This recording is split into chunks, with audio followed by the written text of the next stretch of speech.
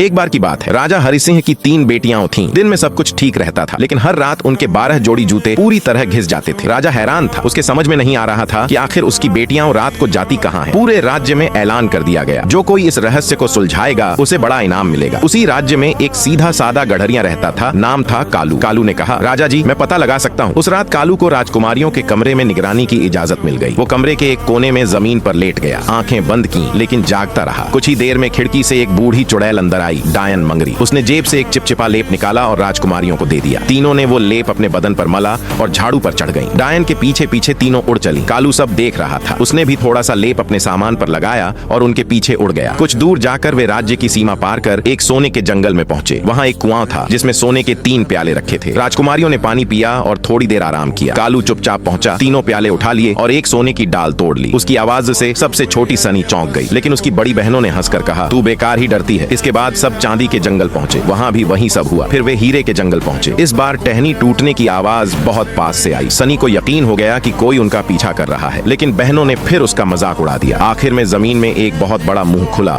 और तीनों उसके अंदर समा गई। कालू भी पीछे पीछे अंदर चला गया। अंदर का नजारा बहुत डरावना था। वहाँ 12 भयानक राक्षस खड़े थे। संगीत शुरू हुआ और राजकुमारियां तलवारों की धार पर राक्षसों के साथ नाचने लगी। कालू एक मेज के नीचे छिप गया और सब कुछ देखता रहा। नाचते नाचते राजकुमारियों के जूते पूरी तरह फट गए। वे इतनी थक गईं कि खड़ी भी नहीं रह सकी। एक ने हीरे की चम्मच गिरा दी, दूसरी ने हीरे का कांटा। कालू ने सब उठा लिया। फिर वो उनसे पहले ही महल लौट आया और ऐसे लेट गया जैसे कहीं गया ही ना हो। जब राजकुमारियां हो लौटी, उन्होंने कालू को वैसे ही सोता हुआ पाया। बड़ी बहनों ने सनी का फिर मजाक उड़ाया और कहा कि वो बेवजह डरती रहती है। सुबह होते ही कालू राजा के सामने पहुंचा और पूरी कहानी एक एक करके बता दी। उसने सबूत भी दिखाए, सोने, चांदी और हीरे के प्याले, टूटी हुई डालें, हीरे की चम्मच और कांटा। राजा हरि सिंह ये सब देखकर हक्का बक्का रह गया। उसे कभी अंदाजा नहीं था कि उसकी बेटियां राक्षसों के साथ हर रात नाचती हैं। गुस्से में उसने अपनी दोनों बड़ी बेटियों को कैद करवा दिया और इनाम में सबसे छोटी बेटी सनी को कालू के साथ कर दिया। कालू ने एक बार फिर जादुई लेप लगाया और सनी के साथ नई जिंदगी शुरू की, हवा में उड़ते हुए।